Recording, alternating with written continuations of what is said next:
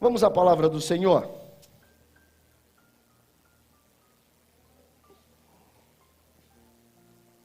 Nós estamos numa série de mensagens que começou domingo passado, hoje e termina domingo, que dá exatamente o título da nossa conferência, que é a missão. Porque todos nós temos uma missão. Todos nós temos uma chamada. Todos nós. Todos nós temos um legado. Ou seja, um legado a deixar. Um propósito a cumprir. Uma missão a executar. Todos nós.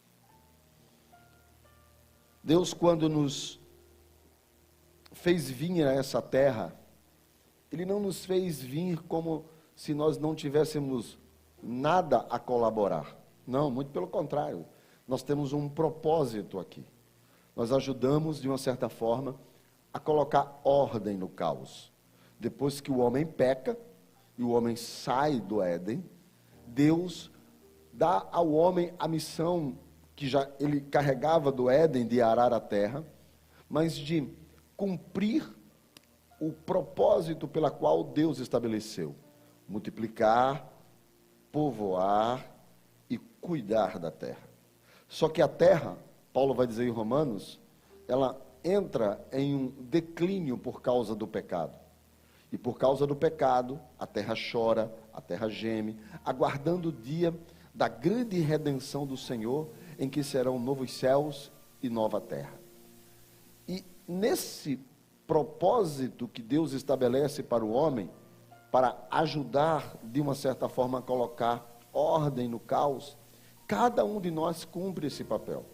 Quando faz ou quando exerce, seja qual for a sua profissão, ou vocês exercendo como uma mãe, e sendo uma mãe maravilhosa para seus filhos, um pai, sendo um pai que seja um modelo, um exemplo para seus filhos, quando você é um professor, um motorista, seja o que for, um dentista, um médico, um advogado, você de alguma forma, você contribui para que o caos estabelecido pelo pecado lá atrás, ele entre em ordem e nós possamos viver melhor em sociedade.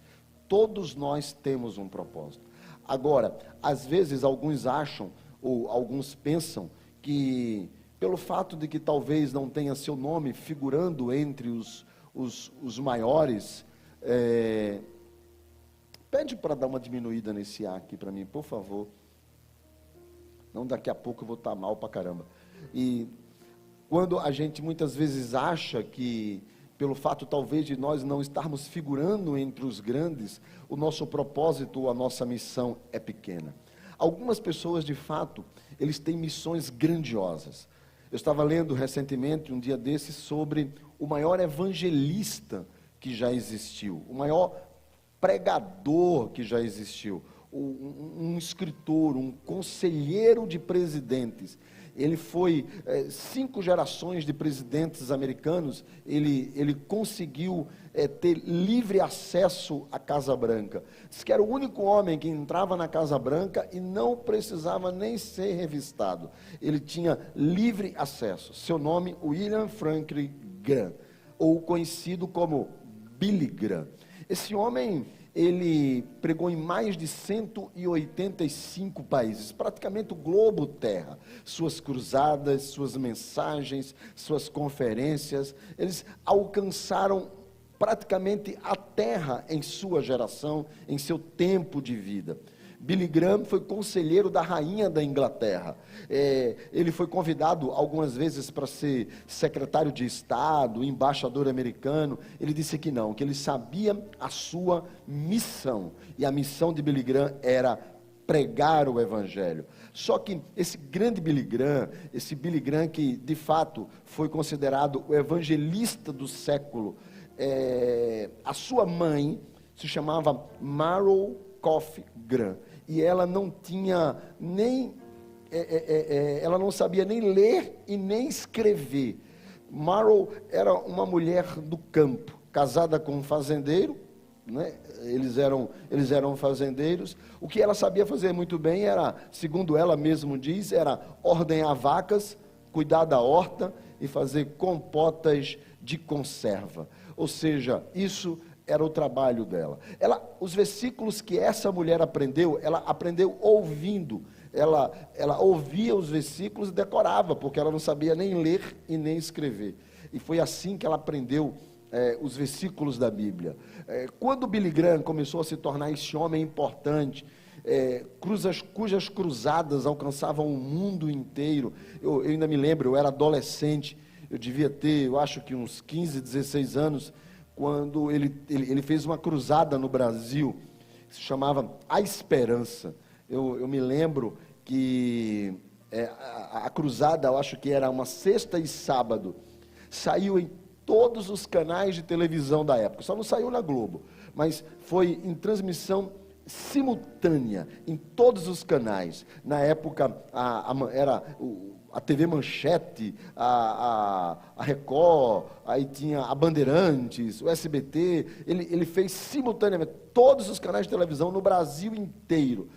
Transmitiu a cruzada de Billy Graham que aconteceu no Maracanã. E foi algo realmente fantástico. Eu me lembro que eu fiquei empolgado para ouvir a mensagem de Billy Graham, que ele ia pregar. Eu imaginei que ele ia trazer, porque como todo mundo falava dele, naquela época não tinha redes sociais, né? Ninguém sabia. Então, era a primeira vez que eu ia ouvir Billy Graham pregar, traduzido ali, e por um tradutor, expressões também ali, os letters também na TV, e uma coisa assim, eu digo, caramba, eu vou ouvir Billy Graham pregar. Eu me lembro, eu como adolescente, fiquei empolgado, e quando ele começou a pregar, ele falava mais calmo do que eu, bem tranquilão. O tradutor, que de vez em quando jogava um foguinho ali, mas ele falava bem tranquilo, e eu imaginei que seria uma mensagem, a revelação, sabe, do 13º apóstolo, uma coisa, assim, um livro que João comeu no Apocalipse. Aí vai ele falar lá de Jesus ressuscitando Lázaro, vai falar da viúva de Naim, vai falar de coisas. Eu digo, Jesus amado, esse homem está falando de coisas tão simples, porque o evangelho é simples. Mas eu me lembro que quando acabava a cruzada, multidões iam na frente chorando. Deus fazia coisa sobrenatural através da vida desse homem, e o mundo inteiro ficava querendo ouvir Billy Graham. E aí a mãe dele nessa época, Maro, foi entrevistada em alguns canais de TV, né, porque ela era a mãe do Billy Graham, né, o camarada que entrava na Casa Branca sem nem ser revistado, nem pedir licença, entrava para falar com o presidente e não precisava nem ser anunciado. Como é que é esse camarada? E foram entrevistar a mãe do Billy Graham. E ela disse, olha, Deus me pôs no mundo com uma única missão: orar pelo meu filho. Essa é a minha missão. Deus me pôs no mundo para falar de Jesus para os meus filhos e levar ele para o céu. E eu oro pelo Billy Graham sem cessar. E uma vez Billy Graham disse, o que me põe de pé é a minha mãe de joelho. Então, às vezes, a gente não entende que existem pessoas que têm uma missão gigantesca, mas o que nós fazemos contribui. Nós também temos um papel que contribui nessa construção da missão que Deus nos deu. Cada um de nós tem uma missão, cada um de nós tem um propósito, cada um de nós tem um porquê que estamos aqui. A gente entende que nesse percurso que nós somos chamados, muitos altos e baixos acontecem, e muitas vezes nós somos empurrados para fora da estrada e para fora do propósito. Mas Deus está sempre nos convidando a voltar ao propósito da missão. A razão pela qual Ele nos chamou, a razão pela qual Ele nos vocacionou, a razão pela qual Ele nos deu chances e oportunidades. Em Mateus capítulo 10, Jesus chama seus 12 discípulos. E em Marcos 3,13 vai dizer que chama para perto dele. E essa é o primeiro e grande convite de Jesus para aqueles homens, para estar perto dele. E aqueles homens vão para perto de Jesus. E eles começam a andar com Jesus. Depois que eles começam a andar com Jesus, então Jesus dá a eles algumas ordens claras e diretas.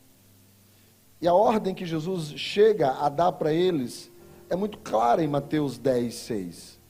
Procurem as ovelhas perdidas da casa de Israel. Procurem as ovelhas perdidas da casa de Israel. E Jesus vai dizer no verso de número 7, preguem. Digam para as pessoas, olha, está próximo o reino de Deus, e reino de Deus é governo de Deus, está próximo. E quando Jesus vai falando para eles como que eles devem se comportar nessa missão que Jesus está dando a eles, Jesus vai dizer no verso de número 14, que se as pessoas não ouvirem ou receberem o que eles vão dizer para aquelas pessoas, que Jesus salva, que Jesus liberta, que Jesus é quem consola, que Deus está no controle de todas as coisas, que apesar de muita gente achar que não, Deus é bom o tempo todo, as suas misericórdias duram para sempre. Ele disse, vocês vão dizer isso, mas tem gente que não vai ouvir. Então quando isso acontecer, vocês saiam daquela casa e sacudam o pó dos vossos pés. O que Jesus está dizendo aqui, no verso de número 14, é uma coisa que era cultural para eles, porque Israel era dominado pelo Império Romano. Já se faziam já muitos anos, décadas, que o Império Romano dominava Israel. Israel não tinha direito nem de exercer a sua religião de forma livre. O Estado do Império Romano colocava um governo sobre Jerusalém, aonde eles eram quem indicavam os sacerdotes. Então os sacerdotes não eram indicados nem pela linhagem sacerdotal, era por determinação do governo romano. E as vestes sacerdotais ficavam guardadas, porque só poderia ser usada de ano em ano, e elas ficavam guardadas sob o controle do Império Romano. E quando havia festa, então as vestes sacerdotais eram liberadas, eles realizavam o sacrifício do templo, e depois eles devolviam as vestes sacerdotais. Ou seja, nem a sua própria religião eles conseguiam exercer, eles não eram livres. O Império Romano os massacrava, de maneira que eles achavam que os romanos eram imundos, pervertidos, gentis, gente que eram agente do diabo para destruir Israel e a sua nação, e o seu povo e a sua religião. Era essa maneira em que os judeus olhavam e enxergavam para os romanos, enxergavam como gente má, gente perversa, gente ruim, gente imunda, gente que era pervertida, agentes do diabo. Jesus então vai usar uma cultura, porque os judeus, quando tratavam com os romanos, com essa gente imunda, perversa, quando eles saíam, eles batiam até o pó da sandália, porque eles não queriam nenhum tipo de contato, era como se fosse uma contaminação com esses pervertidos, uma contaminação com esses agentes do diabo, uma contaminação com esse agente ruim. Então, culturalmente, qualquer contato que eles tinham com os romanos, eles batiam o pó das sandálias, dos pés, para que nem o pó aonde um romano pisou, que o judeu pisasse, era para ser carregado para fora, dentro de casa, para um ambiente de culto. De maneira alguma. Então, Jesus pega esse entendimento cultural que eles tinham, de bater os pés para que o pó dos imundos não acompanhasse ele, e Jesus disse, aqueles que não ouvirem vocês, aqueles que não aceitarem a missão de vocês, aqueles que não ouvirem o que vocês têm para dizer, considerem eles imundos como os romanos, batam os pés, para que nem o pó de gente perversa, de gente que trava o coração, de gente que é inimiga de Deus, essas pessoas que são inimigas da verdade, vocês não carreguem nem o pó da sandália com vocês, então vocês batam. Ou seja, Jesus está dizendo que tem gente que vai ouvir, mas não vai aceitar, e é perverso. E no verso 15, ele vai dizer, essas pessoas, quando acontecer o dia do juízo, dia com D maiúsculo, o dia do juízo, o dia final, Olha, para essas pessoas, o julgamento vai ser muito mais perverso do que foi ou do que será para Sodoma e para Gomorra. E Jesus está dizendo, vocês vão ter que conviver com essas pessoas, vocês vão ter que pregar para essas pessoas, vocês vão ter que exercer a missão de vocês com essas pessoas. E aí quando chega no verso 16, Jesus vai dar alguns avisos, Jesus vai dar alguns conselhos, Jesus vai dar algumas advertências. Quando chega no verso 16, Jesus diz assim, eis que vos envio como ovelhas para o meio de lobos. Diga, ovelhas no meio de lobos. Ovelhas no meio de lobos. Jesus está dizendo, toda missão, todo propósito que existe, eu quero dizer antes disso para vocês, e quero dar para vocês algumas advertências. Você que sabe que tem uma chamada, você que sabe que tem uma vocação, você que sabe que Deus te chamou, você que sabe que foi chamado para andar com Jesus, eu preciso te dar alguns conselhos. E Jesus começa dizendo, vocês vão viver como ovelhas no meio de lobos. Jesus está dizendo, nada é fácil. Nada é fácil. Toda missão e todo propósito tem riscos, porque nada é fácil. Nada é fácil. Deixa eu dizer uma coisa para você. Todos nós que estamos aqui temos um propósito de Deus para viver. Temos uma missão para cumprir. Mas deixa eu te dizer, nada é fácil. Às vezes as pessoas convidam, e eu já ouvi muita gente pregar o evangelho de maneira que engana, de maneira que ilude as pessoas, quando dizem, venha para Jesus e tudo se arruma. Mas às vezes vindo para Jesus as coisas não se arrumam. Elas continuam muitas vezes difíceis e complicadas. Jesus está dizendo, estou mandando vocês, ovelhas, para viverem no meio de lobos. Eu estou dizendo para vocês que viver a missão é um desafio. Nada é fácil. Ei, não é fácil na faculdade, não é fácil ser fiel na vida cristã, não é fácil no trabalho, não é fácil você cuidar de alguém, não é? Não é fácil ser marido, não é fácil ser esposa, não é fácil ser filho, não é fácil, nada é fácil, gente. Essa história de a gente achar que as coisas, elas são fáceis, elas não são, elas são difíceis. E para nós vivermos a nossa missão, para nós vivermos o nosso propósito de vida, é como ovelhas no meio de lobos, sabe? É muita gente querendo ferrar a gente, é muita gente querendo devorar a gente, é muita gente querendo pegar a gente e triturar e devorar. Jesus está dizendo, é ovelha no meio de lobos. Ou seja, tem muita gente querendo arrebentar com você. Tem muita gente que está de olho, sabe? Tem gente torcendo contra. Tem gente esperando pegar você na virada. Tem gente esperando pegar você num engano, numa falha, só para meter o dedão e falar assim, olha aí, ó. Olha o tipo de crente que ele é, olha o tipo de crente que ela é. Tem muita gente como lobo, torcendo que você caia nas garras dele. E Jesus está dizendo, a missão que você vai cumprir é uma missão de ovelha no meio de lobos. Você tem que ser um exemplo de homem no meio de lobos. Você tem que ser um exemplo de mulher no meio de lobos. Você tem que ser um modelo de filho, um modelo de pai, um modelo de profissional, um modelo de empresário. Você tem que ser um modelo no meio de lobos. Quem está entendendo aqui, diga amém.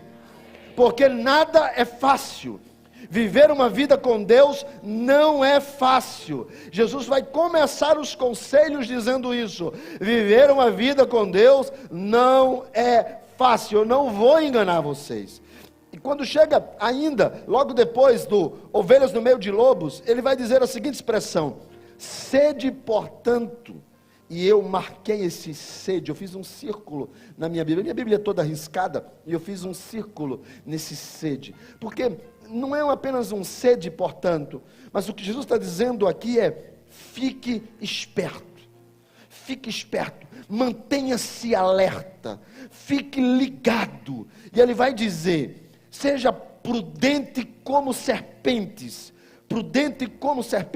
o prudente seja capaz, fique na moita, tenha a capacidade de julgar o que é bom e o que é ruim. E as serpentes aqui não é qualquer cobra, mas são as serpentes do deserto. O que Jesus está dizendo para eles, e eles aptamente já captaram, é que tem pessoas andando pelo caminho e de repente, numa encosta, numa pedra, tem uma serpente e ela se arma ali por quem está chegando e fica esperta. Jesus está dizendo, fique esperto como a serpente, porque as pessoas vão se aproximar de você, e elas muitas vezes vão querer o teu mal, elas vão querer acabar com você, elas querem tirar você do lugar que você está. Tem muita gente torcendo que o teu casamento dê certo, não, dê errado. Tem gente que fala assim, vai dar errado, vai dar errado. Tem gente torcendo, sabe, parece que as pessoas, elas ficam felizes ou compadecidas com a desgraça do outro. Não é quando a gente diz assim, rapaz, eu estou tão mal, eu estou doente. A outra fala assim, puxa, nós estamos juntos, nós vamos orar, conta comigo. Eu sei, olha, o médico está até, não sabe nem qual vai ser o diagnóstico. Puxa, meu irmão, minha irmã, vamos orar, estamos juntos. Agora chega assim, rapaz, tu não sabe o que me aconteceu. O que foi? Minha tia acabou de mandar uma passagem para mim, para eu passar 30 dias nos Estados Unidos. Ainda tem mais, primeira classe. Primeira classe, ela falou que comprou lá uns parques para a gente andar, uma coisa, outra, inclusive para mim, disse que não me preocupasse, porque quando eu chegar lá, vai ter um motorista no aeroporto me esperando.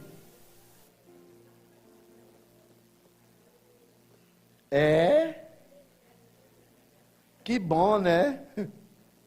Que bom, que bom. Vou estar orando para que tudo dê certo nessa viagem. Jesus está dizendo, ovelhas, vocês vivem a vida de vocês no meio de lobos. Então fique esperto. Haja como uma serpente. Fique ligado para saber aqueles que se aproximam para te arrebentar. Agora ele vai dizer no verso de número 16 ainda. Fique esperto como a serpente, mas seja simples como a pomba. Ele está dizendo, se liga no que vão aprontar contigo, mas não reaja. Tem muita gente querendo arrebentar com você, mas você seja como uma pomba. Fique na sua na hora de agir. Sabe por que Jesus está dizendo isso? Porque no Antigo Testamento está escrito, minha é a vingança, diz o Senhor dos Exércitos. Ele está dizendo, fique esperto. Fique esperto. Se você tem um propósito com Deus, fique esperto. Mantenha-se alerta. Mas não reaja. Não reaja. Você não precisa agir com maldade. Você não precisa atacar. Você não precisa contra-atacar. Olha o que ele diz no verso de número 17. Acautelai-vos. Ele está dizendo, tenha cuidado das pessoas. Se liga. Tenha cuidado. Tem muita gente. E olha o verso de número 17. Acautelai-vos dos homens, tenham cuidado das pessoas, porque essas pessoas vão entregar vocês aos tribunais, vos açoitarão aonde? Nas suas sinagogas. Gente que tem pseudo nome de bom, gente que vive religiosamente, cumprindo todo o padrãozinho, beleza, mas ele não consegue de forma alguma enxergar que você tem um propósito e uma missão dada por Deus. E ele está dizendo, tem muita gente querendo arrebentar você, muita gente ruim, no ambiente que você está, nas suas sinagogas, no ambiente que você está. Ele está dizendo, não seja ingênuo quando eles acautelai-vos, não seja bobo, não seja crente mole. Crente não pode ser mole, crente não pode ser bobo, crente não é idiota. Fica ligado, fica esperto.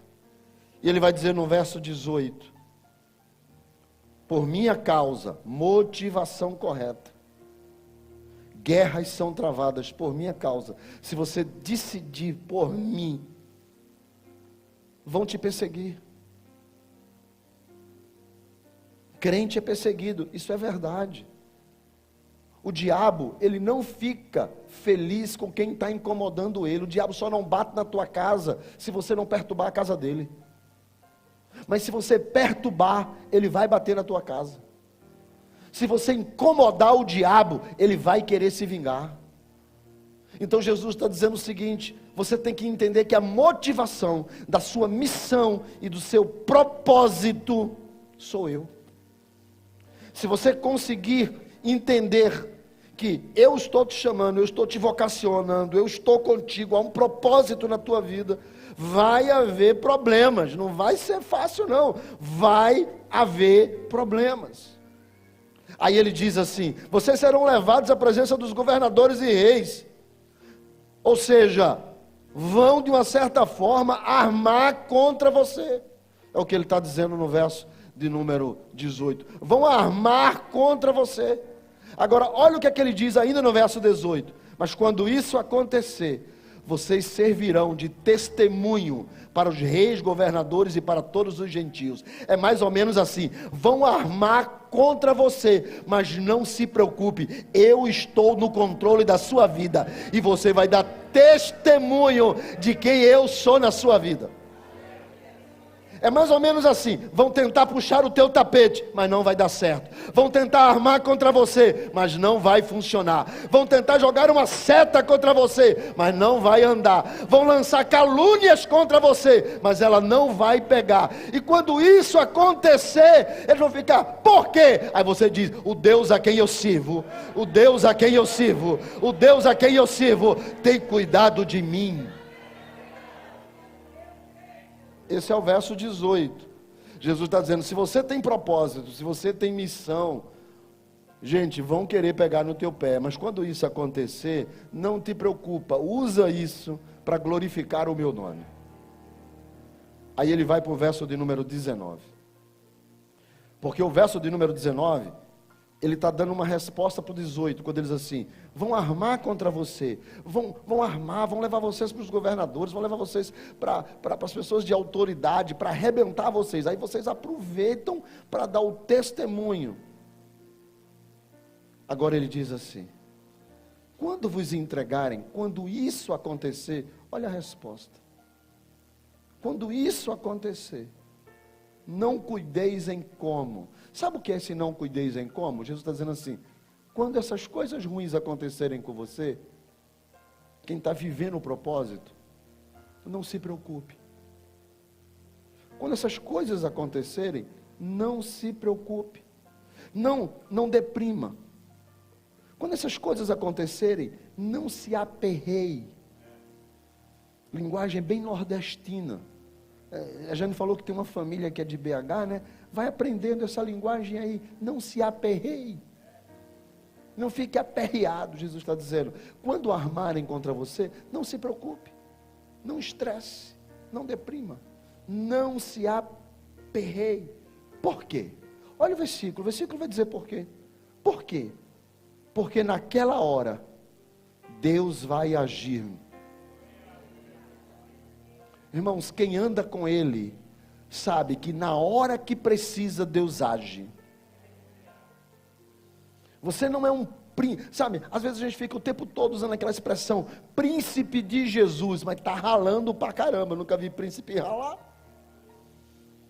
Princesa do Senhor, e está... Não, irmão, essa conversa. Aqui todo mundo é servo. Aí Jesus está dizendo assim: quando a coisa ficar complicada, não se preocupe, porque Ele está no controle. Ele vai agir. Agora, eu tenho na minha Bíblia, e eu marquei, eu fiz um quadradinho assim, olha só, olha o versículo de número 20. Jesus diz assim: quando essas coisas acontecerem, quando armarem contra você, visto que não sois vós que fala, que resolve, mas o Espírito de vosso Pai é quem fala em vós. E eu marquei assim: o Pai é quem fala. Se você observar, a expressão é: Pai é quem? O Pai é quem fala. Jesus está dizendo para aqueles que têm um propósito. Deixa eu dizer uma coisa para vocês: quando a coisa ficar difícil, relaxa, porque o Pai é quem. E quando armarem contra você, não contra-ataque, porque e se acharem que podem pegar você e triturar, quebrar, arrebentar você, estão enganados. Por que estão enganados? Quando as coisas começarem a ficar difíceis, o Pai é quem fala. Crente não precisa sair se exaltando, porque o Pai é quem fala. Sabe, irmão, nós temos vivido guerras. Eu nunca tenho visto crente tão perturbado, crente agonizando em estresses e em problemas, em lutas pessoais. E fica, às vezes, indo de igreja em igreja, para ver se naquela igreja, talvez, a rosa que ele vai levar para casa vai resolver. A água benta vai curar.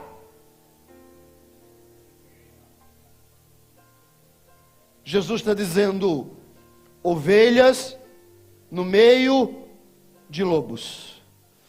Gente querendo arrebentar você o tempo todo. Fica esperto, não seja idiota, se liga na galera que quer puxar o teu tapete, mas fica quieto como a pomba, porque o Pai é quem?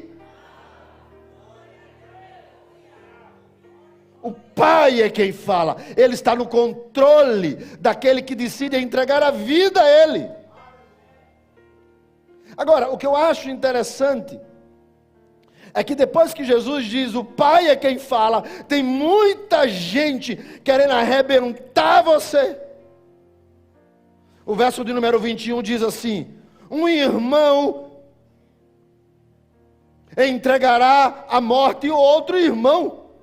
O pai entregará ao filho. Os filhos vão se levantar contra seus progenitores e os matarão. Eu disse: Deus, o que é isso aqui? E ele está dizendo: é para não confiar nem no teu pai. Eu disse: Deus, não é para confiar em pai, não é para confiar em filho, não é para confiar em irmão e na mulher. Aí o Espírito Santo fala assim: eu falei pai, quanto mais esposa, homem. Deus não é para confiar em ninguém, porque quando você não confia em ninguém, você aprende a confiar em mim.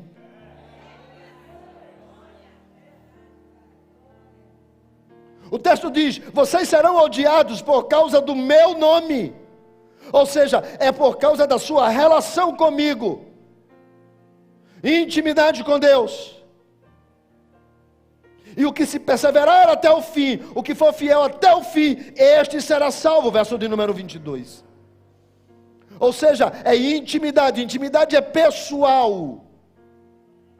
Não tem a ver com o esposo, não tem a ver com a esposa, não tem a ver com o pai, não tem a ver com o filho, não tem a ver com o irmão, não tem a ver com o marido. Não. Tem a ver com a intimidade, que ela é pessoal, ela é individual. É você e Deus, na missão que Deus está te dando, no propósito da tua existência. Ele está dizendo: aprenda a confiar em Deus.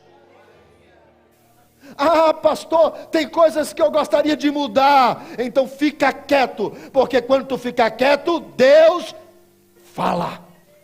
Ah, pastor, eu gostaria de mudar isso, mudar aquilo. Aprende a confiar, porque é o Pai que fala. Você precisa aprender a confiar nele, a acreditar nele, a saber que a sua trajetória e a sua missão estão nas mãos dele. E Jesus está dizendo: e vão perseguir você, verso de número 23, e vão perseguir você, e vão perseguir você. Mas quando chega no verso de número 24, Jesus diz: o discípulo não está acima do seu mestre, nem o servo está acima do seu senhor. Então Jesus está dizendo: deixa eu te dizer uma coisa, eu coloco vocês no meio dos lobos, mas você tem que ficar esperto, você tem que ficar ligado, você vai ser colocado no meio dos lobos. É assim que a tua vida vai acontecer. Você não está dentro de uma redoma de vidro, você vive no meio de gente que quer te ferrar. Jesus não está enganando as pessoas. Quando ele diz: eu estou chamando você para uma missão, ele não está enganando ninguém. Ele está dizendo: querem ferrar você.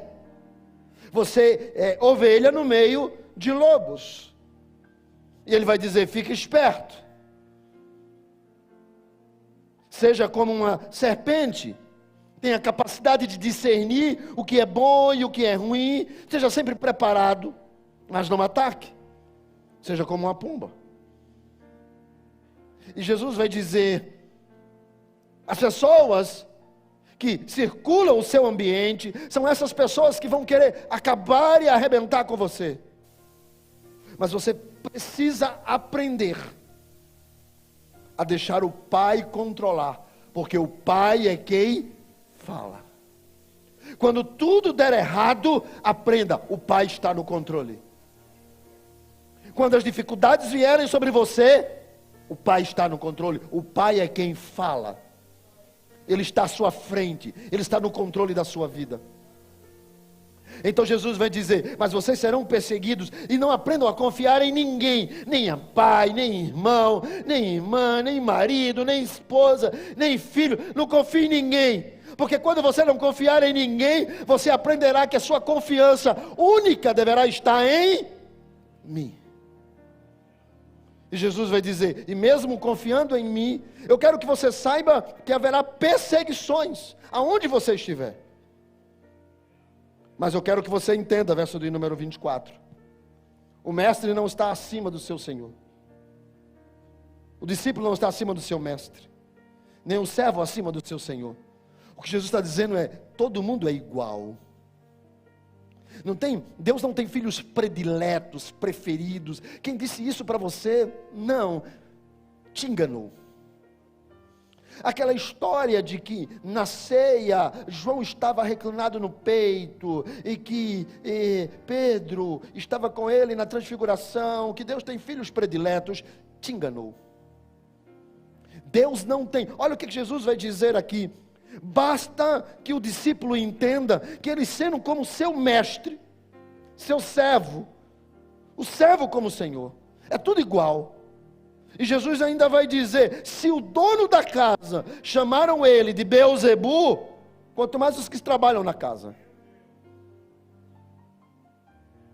Então Jesus está dizendo: deixa eu dizer uma coisa, se não teve canja nem para mim, não vai ter canja para você.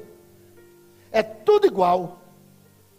Deus nos entregou uma missão, nos colocou na terra e disse: filho, fica esperto, tu é ovelha no meio de lobo, mas se liga, porque tem gente querendo arrebentar com você, e você não é melhor do que o próprio Jesus que arrebentaram com ele. Só que todas as vezes que a Bíblia, ela quer chamar a nossa atenção para alguma coisa, ela repete aquela palavra várias vezes. Então, veja o verso de número 26, diz assim: portanto, não os temais. Veja o verso de número 28. Como começa? Não. Veja o verso de número 31. Não. Jesus repete isso várias vezes para eles. Porque Jesus está dizendo o seguinte: ainda que sejamos todos nós iguais, eu preciso que você aprenda uma coisa: não temas. Deus está no controle. Está no controle da sua casa, está no controle da sua vida, está no controle da sua missão, está no controle do seu propósito. Ovelhas no meio de lobos, você fica esperto quanto a isso, e aí você vai seguir a sua jornada, vão se levantar contra você, você fica pianinho, porque o Pai é quem fala. Você não precisa confiar em ninguém, aprenda a confiar em mim.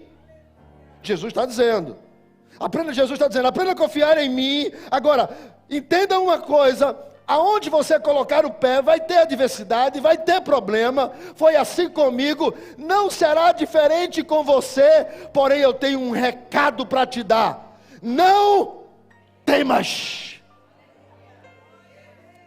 Não temas. E ele vai dizer nos 3 versículos: não temas, porque o verso 26 ele diz: porque não tem nada encoberto que não venha a ser revelado. O que ele está dizendo é: não temas se você anda com a verdade. Não temas se a verdade está do teu lado. Não temas se você acompanha a verdade, se a verdade está com você. Por isso que Jesus, quando chega para aqueles que queriam acusá-lo, ele olha e fala assim: quem me convence de pecado? E todo mundo ficou caladinho.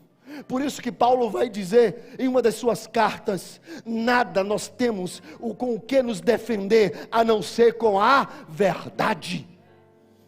E Jesus está dizendo: não temas se você está com a verdade.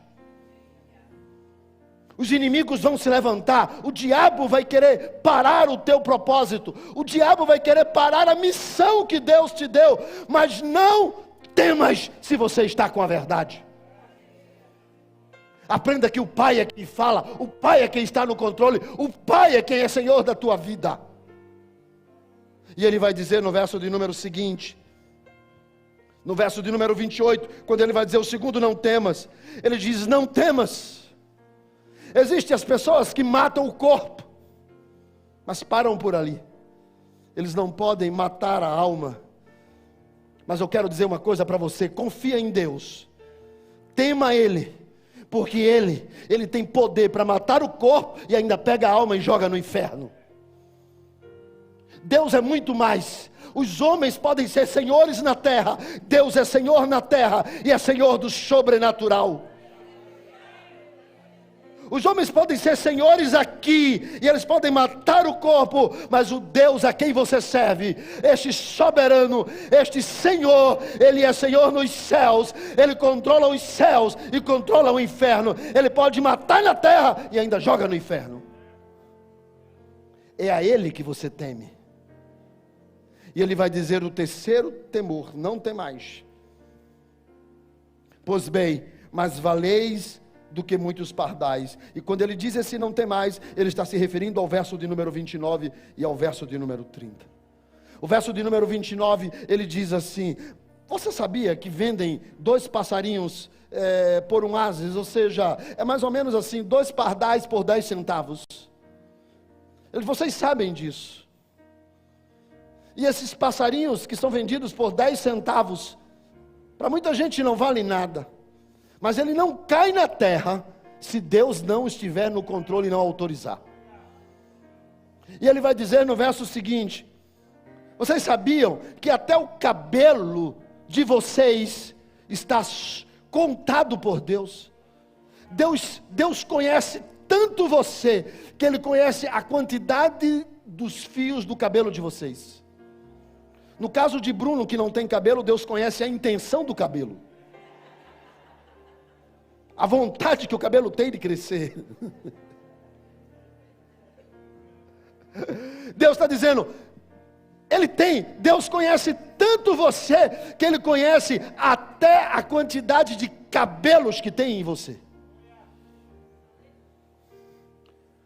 Ele vai dizer: se Deus te conhece desse jeito, e você vale mais do que 2 passarinhos, então aprenda uma coisa: quando você começar a olhar para os desafios que estão à sua frente, não temas, porque o Senhor está contigo, porque o Senhor está com você, porque o Senhor é contigo. O Deus que te conhece, que conhece o teu íntimo, que conhece a tua oração, que conhece as tuas lutas, que conhece as tuas angústias, que conhece, Deus, como que eu vou cumprir essa missão? Como que eu vou exercer esse chamado?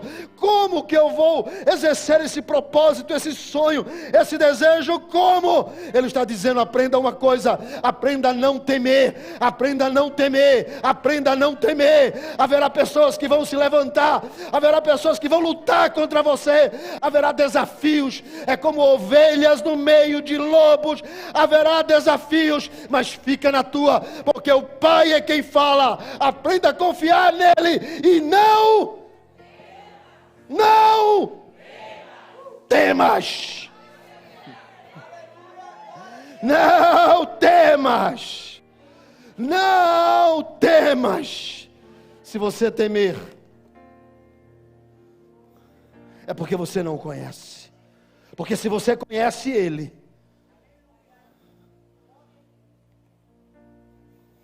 o demônio vai correr de você quilômetros de distância.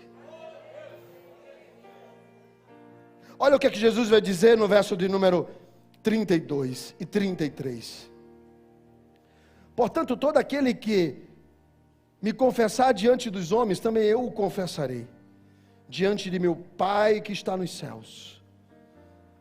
Mas aquele que me negar diante dos homens, eu o negarei diante do Pai. O que Jesus está querendo dizer aqui é o seguinte: se você declarar a mim, os céus saberão quem você é. Se você me confessar, se você abraçar o propósito, se você entender a missão, se você dizer: Senhor Jesus, eu aceito, eu declaro, eu confesso, eu ando contigo, e a partir de agora o Senhor é o meu Deus, e eu vou ficar esperto, que eu sei que quando a gente entra no reino dos céus, a gente começa a ser luz na terra. Muita gente se levanta contra, mas eu vou ficar calado, porque eu sei que o Pai é quem fala. Você não vai reagir? Eu? Se eu falar, posso falar besteira, mas o Pai fala. Jesus vai dizer: e se você decide confiar em mim, não é em pai, em irmão, em patrão, em empresa, mas aprender a confiar em mim, confiar em Deus. As adversidades vão chegar assim mesmo, porque todo mundo é igual. Foi comigo, vai ser com você. Mas eu tenho um segredo para contar para você.